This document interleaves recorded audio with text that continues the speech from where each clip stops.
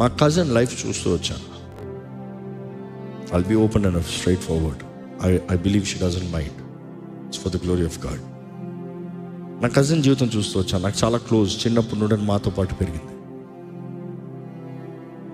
తను యవ్వన కాలం వచ్చినప్పుడు తను ఎంతో దేవుణ్ణి నడిపించాను. చిన్నప్పటి నుండి వాక్యము, ప్రార్థన, దేవుని ప్రేమించిన బిడ్డ.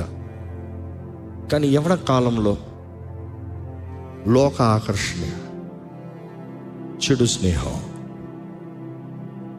దేవుణ్ణి నిలవక లోకంతో తప్పిపోయింది. దేవుణ్ణి పట్టక లోకంలో వెళ్ళి, లోక మార్గంలోకి వెళ్ళి లోక ప్రేమగా ఆకర్షణ తన జీవితం పాడు చేసుకుంది.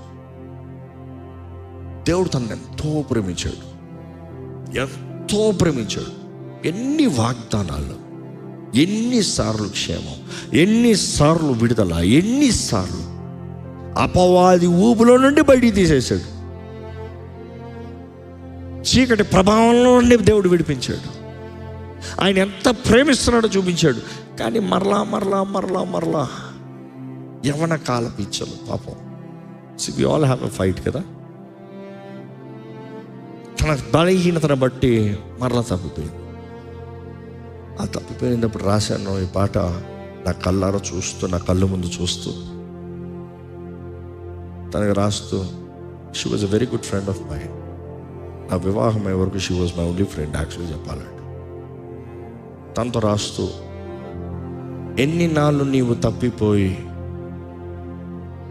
ఎన్నలేని జీవితాన్ని, దీవెనల్ని కోల్పోయి, ఎన్నలేని దీవెనల్ని కోల్పోయి దుఃఖించదు ఎందుకు నా నేస్తమా? ఆయన ప్రేమని మర్చిపోయి లోక ప్రేమను వెతికి నిరీక్షణ కోల్పోయి ఓ నేస్తమా, ఏసే నీ ఆదరణ, ఏసే నీ ఆధారం, ఏసే నీ ఆనందం. లోక స్నేహం కొంతకాలం, పాప బ్రతుకు నరక మార్గం.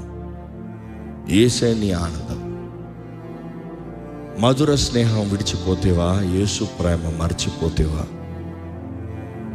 ఈ పాట రాస్తూ తన జీవితాన్ని నా కళ్ళు ముందు చూస్తూ, బికాజ్ ఎవ్రీ డే నాకు తెలుసు ఎంత స్థితిలోకి వెళ్ళిందంటే మిద్ది మీదకి వెళ్ళిపోతుంది.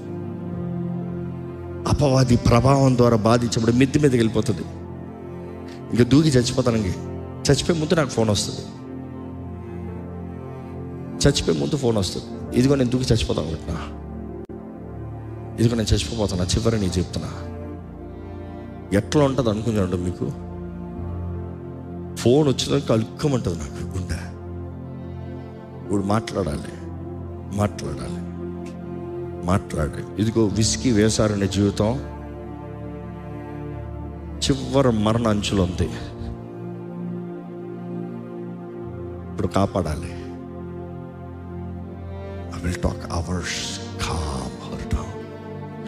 ఏసేయ ప్రేమ, ఏసేయ ప్రేమ, ఏసేయ ప్రేమ, ఏసేయ ప్రేమ, ఏసేయ ప్రేమ.